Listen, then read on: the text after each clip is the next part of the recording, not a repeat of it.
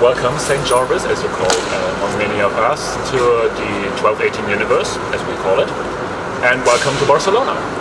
Staying on that note of welcoming you here, what is the purpose of your visit to Barcelona? Why this city? Why this specific anomalous zone? Barcelona is a charged city indeed. Hank Johnson is a nexus of power.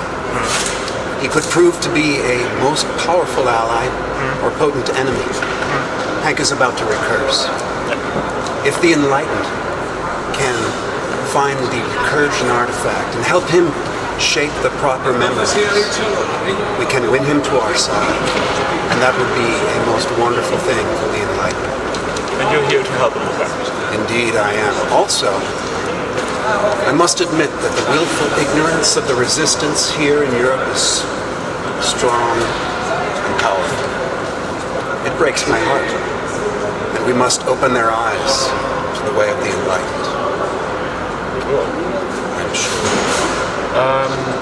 You've been introduced to us with many different roles, one of which is sculpture, artist. What inspires you as an artist and as an enlightened person? Where do you draw your inspiration from? You've been introduced as a dreamer. Well, I've long had a relationship with art. I started as a photographer, explored many different forms until I came to sculpture. And indeed, my inspiration comes from within and has grown and grown and grown, magnifying over the years.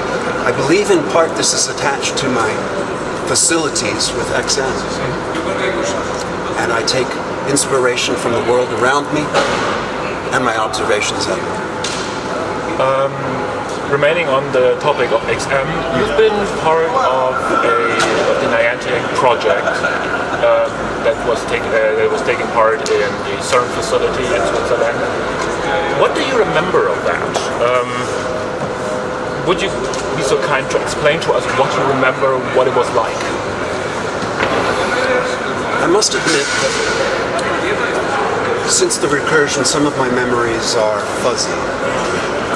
I was surrounded by brilliant people, powerful people, intelligent people, many of them inspiring, and they influenced me greatly. However, I'm not sure that the NIA knows what they're doing. They seem to be groping in the dark at times, and I'm happy to have moved on. Good to hear. Do you have any specific feelings towards your co-members of the Niantic project? Any ill feelings? Anybody who was specifically easy or hard to work with? For example, Deborah Bogdanovich, with whom you've supposedly fled from CERN?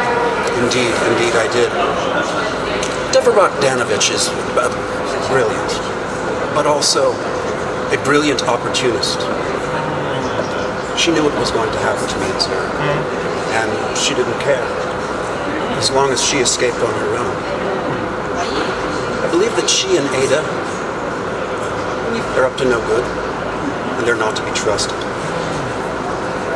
You said that she fled on her own. Who was it that was shot at your side?